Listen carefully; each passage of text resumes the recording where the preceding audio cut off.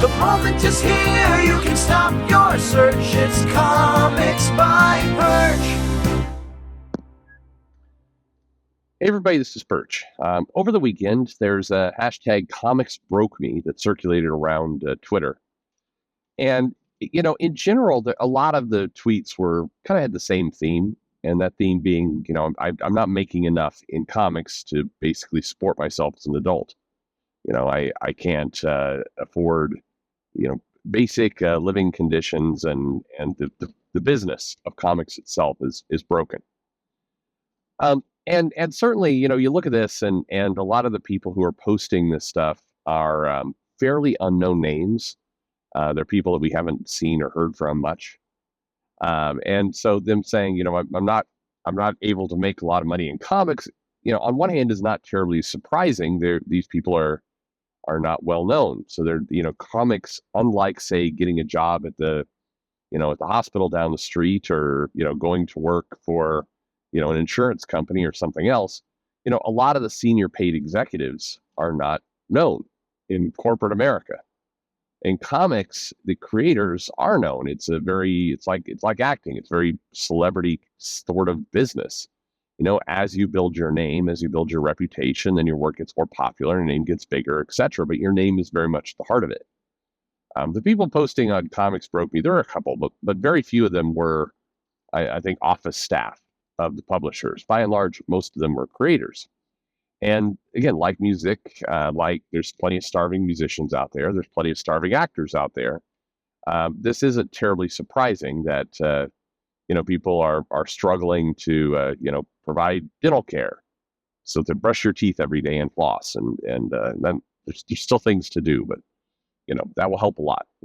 I've seen these posts of people like, my teeth are falling out of my mouth. It's like, okay, there may be different problems going on there that even dental insurance wouldn't necessarily fix. But regardless, it's not uncommon in this space to be this way. But the thing that caught my attention were kind of a couple tweets, and granted, they're. Let me just explain to you here. This is from Andrea Purcell. And Andrea writes, most of you know me through my work at Iron Circus, where I've worked since 2019. I recently asked for a raise since I've been making $1,875 a month this year. Okay, pausing there. Okay, this is netting out at about $20,000 before taxes a year. Okay, that is a very entry-level job at any place. Will net you more than that. In several cities, the minimum wage will net you more than that. But anyway, since I've been making $1,875 a month this year, Spike refused. Spike being the head of Iron Circus Comics. She has told business contacts that I quit. I assure you, I did not.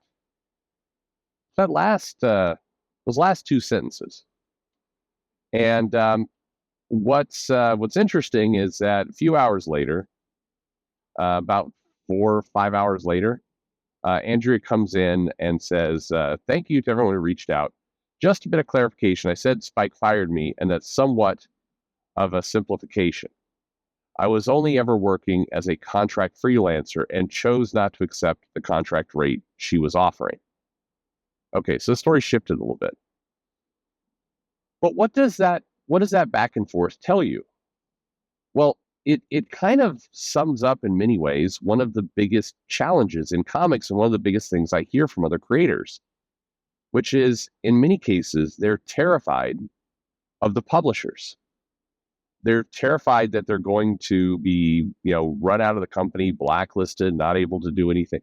In many instances, the creators live in fear of asking for money or rubbing somebody the wrong way, telling a joke that isn't taken well. I mean, there is a weird fear.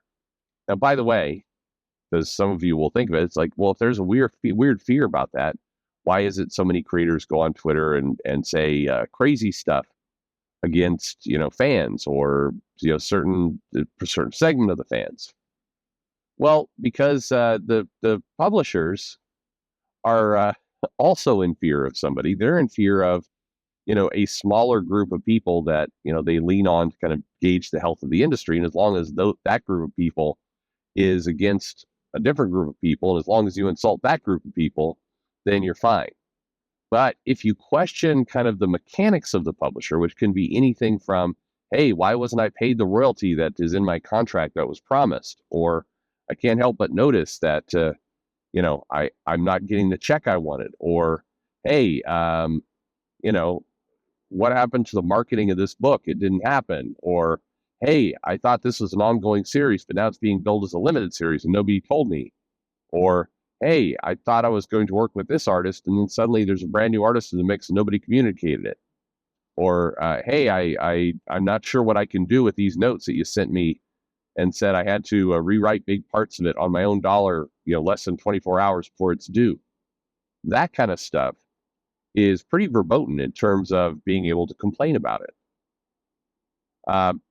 It in this instance, in the instance I just wrote to you, it is I've worked at this company for a couple of years, basically 3-4 years, depending on what it was. I asked for a raise. Again, in most companies, if you ask for a raise, the person will tell you, yeah, sure, or let's negotiate, or I can't do it right now. The answer that is the worst answer is no, and I'm going to tell your friends that you're, basically you quit. Listen to even the phrasing here. She has told business contacts that I quit. I assure you I did not. But she followed up, she said, I said Spike fired me. No? I mean, not really.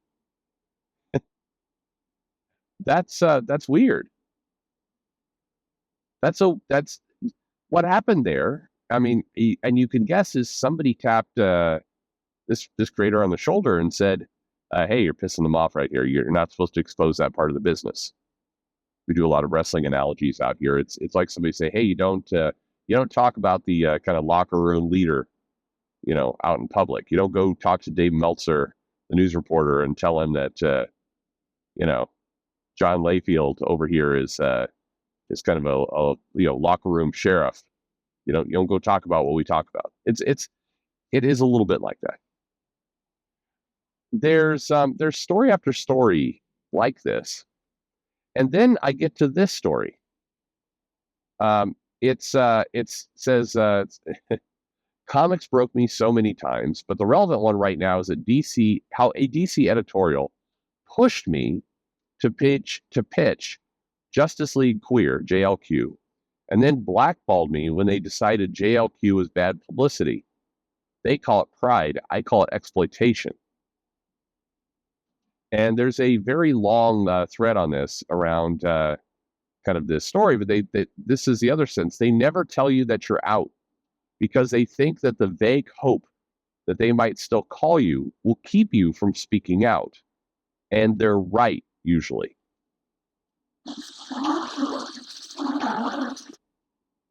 What what do you make of this? I mean, we could go through tweet after tweet. DC and other publications scamming writers by paying them below fair or equitable pay rates isn't surprising. Imagine getting less than $90 a page for comics that sell in the hundred thousands of individual copies. Unfortunately, that's I think it's been a long time since that's happened. But back to Iron Circus for a moment. You get people speaking out saying, Iron Circus Comics is now 30 days overdue on paying me. They originally told me 30 days and changed to 90 days when they were late. I've had no response to my emails for 2 weeks. So you hear all these stories, and they kind of came out in a flood, because that's another way comics works, is that when one person kind of or a couple people talk, then suddenly everybody will start to talk. It's like there's power in numbers. But one of the truisms in comics, to talk to a number of people over the last week or so, one of the truisms of comics is that people are legitimately worried, not about speaking up for things that may be subjective, but things that are extremely black and white, like you didn't pay me, or you're late on a contract, or when I asked for, money, or where my royalties at. I mean, I can't begin to tell you the amount of creators that have reached out to say, when should I complain about my royalty? I see this book in the book stands. This channel, this silly little Perch channel has opened my eyes to how to gauge sales on Amazon. And then I noticed that several of trades that I've worked on are selling at Amazon, and I'm promised a royalty, but I've gotten no check in a year.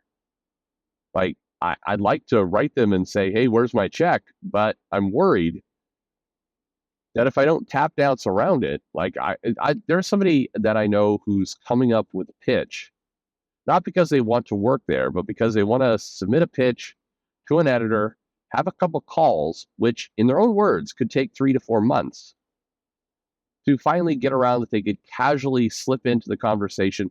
Oh, by the way, I think I'm owed some royalties. I'm sure it's just an accounting mistake with all the stuff that's been going on, but I think I think there's a check I'm supposed to get.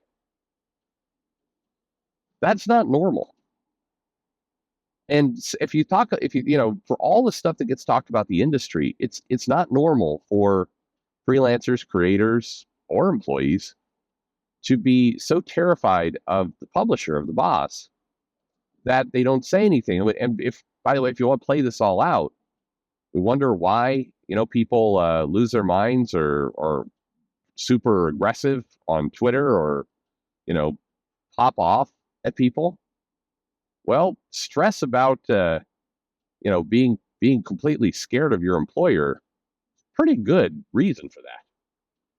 Not that I'm justifying it. Everybody needs to try and be decent people to each other, no matter who you are, of course. But, you don't try to create a pressure cooker environment. That would just be stupid. Anyway, it's an interesting thread. I'm sure I'll come back to it at some point. But the fear people have of the publishers, the fear people have of their bosses, of being able to ask basic questions, that's a pretty major problem. Thanks for listening.